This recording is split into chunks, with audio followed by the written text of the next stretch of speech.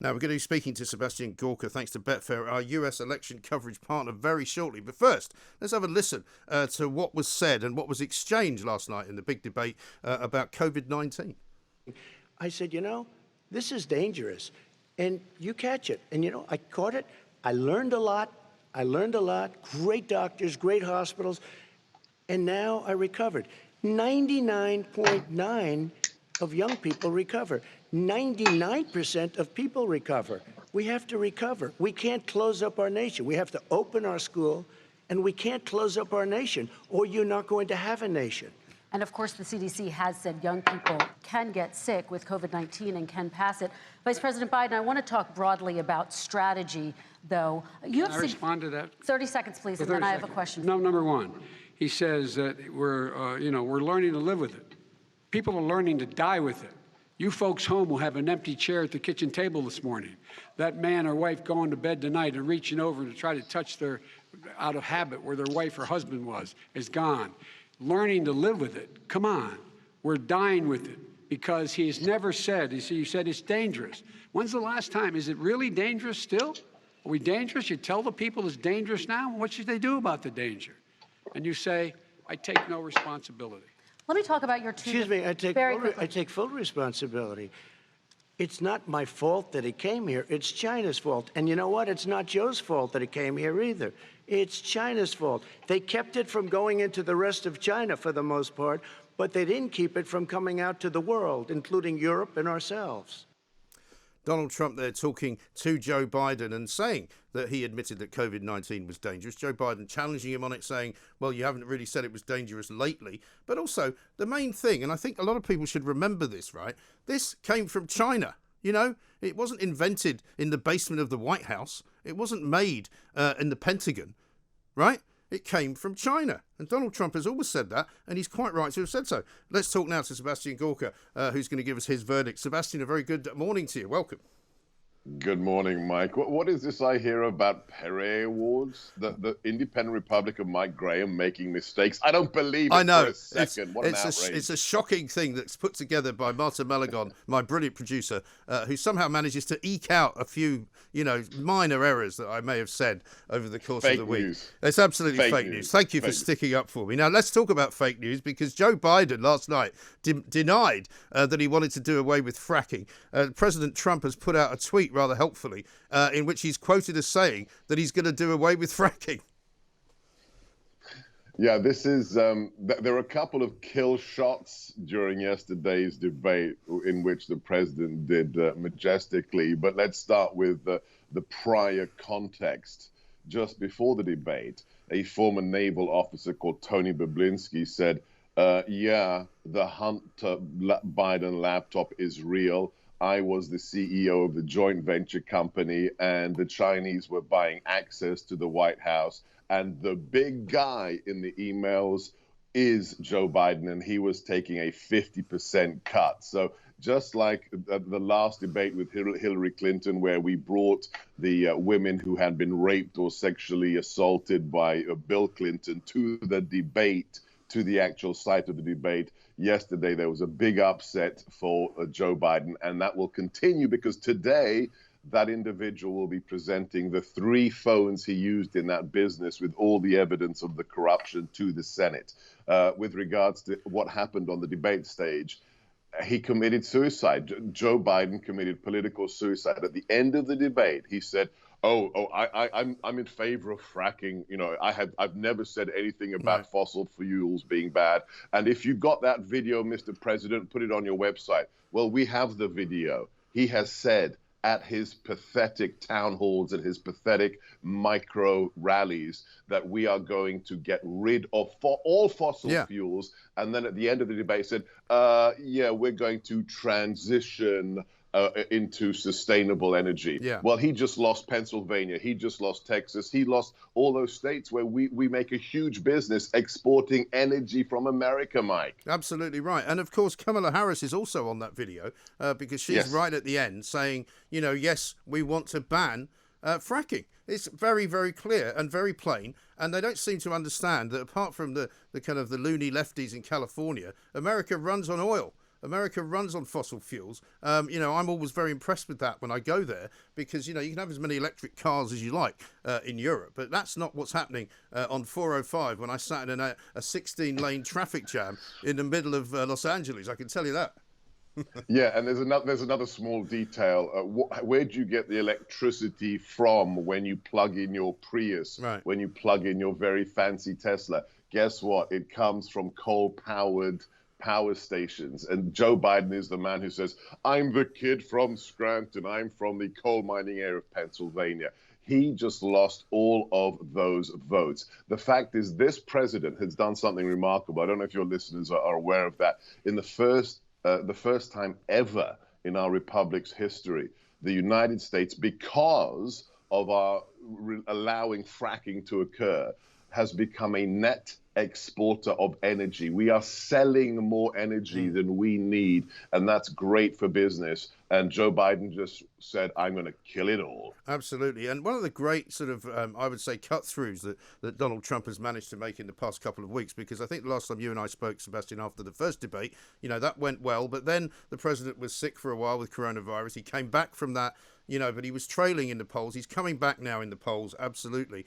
But I think this money question is something that will trouble an awful lot of people. How do you go from being, a senator on $100,000 a year to a multi-millionaire with a massive amount of property and with fingers in all sorts of financial pies, and a son who appears to be some kind of business genius? Yeah, this is the real juxtaposition between these two individuals, and the president, hit Joe Biden in the gut with this last night. We have one individual, my boss, Donald Trump, who was a billionaire before he ran for public office and then lost money when he became president. Not only that, in the last 4 years, Mike, the president has given back more than $1 million in federal pay because he doesn't take a paycheck. He gives it back to the federal government because he said, I'm not here to make money. On the other hand, you've got a guy who's been in politics for 47 years on a government paycheck, who has villas, who has houses, who has summer homes. And in the first year he left office, his declared income in 2017 was $17 million. Now, how did that happen? And did he pay taxes on the monies, the cuts that we now know he was given with those deals to China? Did he pay taxes on those deals? We now know yesterday, thanks to Tony Bobulinski, this naval officer who was part of those companies, just one transaction. The communist Chinese partner, gave the Biden family, not Hunter Biden, Mike, the Biden family a $5 million unsecured forgivable loan. What is an unsecured forgivable loan? It's a bribe. Yeah. And now the Biden campaign have got to explain that for the next 11 days, and they will not have an explanation. And well, he hasn't also really properly denied any of the accusations that have been made against him. He's kind of done the old non-denial, sidestepped it, said he hasn't taken money from foreign powers. Well, that doesn't mean you haven't taken money from foreign entities, does it?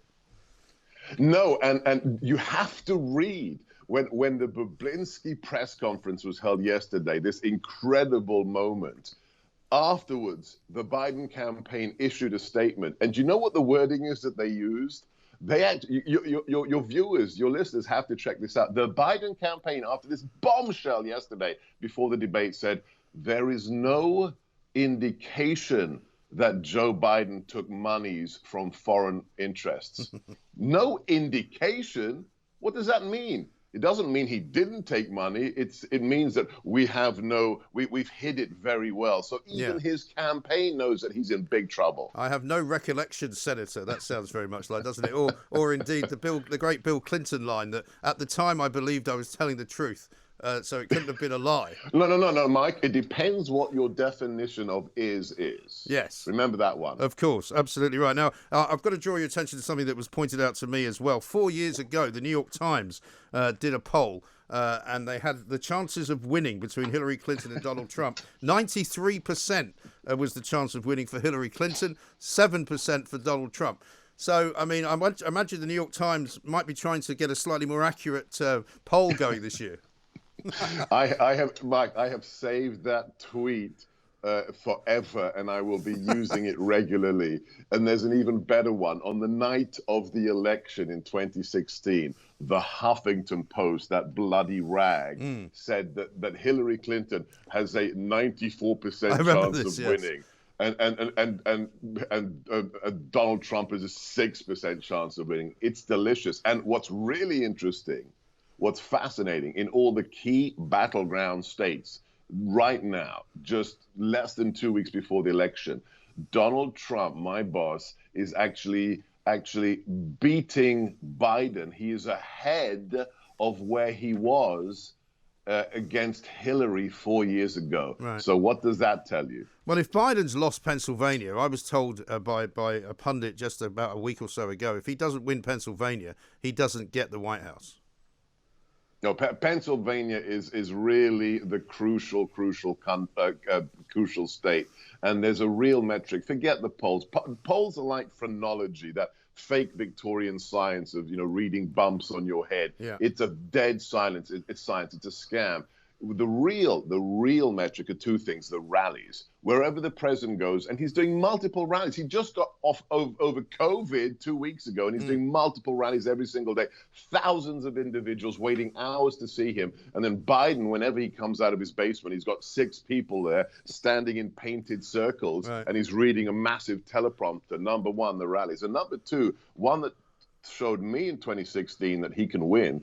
If you get out of the swamp, if you get out of the urban elites in Boston, in LA, in New York, if it's like getting outside of London, we have yard signs in American elections, and the only yard signs you see in real America, where the salt of the earth lives, are the president's, Donald Trump yard signs. And that's far more telling than any poll by any company. Yes. Well, I heard a fascinating conversation on James Wells' show the other night. He had a pastor on, a Trump-supporting pastor, who was talking about how one of the Trump organizations did a poll of known Trump supporters, people who had actually contributed to the Trump campaign. They were called anonymously by this polling company, who said that they were not in any way connected to Trump, and they asked which way they were voting. And all of these people who had given money to Trump, of about 40% of them didn't say that they were going to vote for Trump because they don't want to admit it. There was a poll by the libertarian organization here, Cato, the Cato Institute, about 2 months ago, where the respondents said 70% of us are not prepared to admit our political identity at work because of cancel culture. So in a culture where people have negative consequences for admitting they're a conservative, then how does polling function? It doesn't function. And on top of that, the campaign has been very open. They've opened their kimono after every single rally, and they register the people coming to the rallies. And Mike, we are seeing unbelievable figures. Between 20 and 30% of everyone going to a Trump rally is either a former Democrat or they've never voted before, and we've brought them into the conservative fold. That's historic. With that kind of a silent majority, anything is possible in 11 days' time. I think absolutely right. And 11 days is not very long. We'll be speaking to you, of course, on the night, Sebastian, on our overnight show, because we're going to be sitting here watching and being fascinated by everything as it happens, of course. Any last-minute kind of hiccups? Can anything go wrong? It's still going to be pretty close, I think, isn't it? I see two scenarios, likely scenarios. One is a neck-and-neck race where it's impossible because of the 80 million mail-in ballots the Democrat governors have sent out unbidden to American voters, and because there's so many of those to be left counted on the morning of the election that they can't declare a 270 electoral college victory for either side, and then it just goes to the courts and they battle it out in the courts. That's a possible scenario. But the one that's looking more and more likely is an incredible landslide for the president. We win so incredibly that it doesn't matter how many votes are left to count in the mail-in ballots. He goes out at 10:30 at night and says, Thank you, America. I'm back. And that's the one that we're playing for. Well, do you know, that's exactly what happened to Boris Johnson. You know, we were being told by the mainstream media, you'll have heard what I said earlier, that BBC News is hardly carrying any of last night's debate, which tells me that tells me they think Trump won it, right? But mainstream media in this country, right up until the exit poll at 10 p.m. on the night of December the 12th, were predicting either a very close race or a possible Jeremy Corbyn win. And Boris won with an 80-seat majority. They couldn't have got it more wrong. Mike, I'll just say one thing. Jeremy who? Indeed, absolutely right. Sebastian, great to talk to you. Thank you very much indeed. We'll see you on election night. Sebastian Gorka, advisor to President Donald Trump, host of America First, of course. Get him on the radio whenever he's on. It's fantastic stuff. Follow him on Twitter, of course, at Sebastian Gorka. He's a top man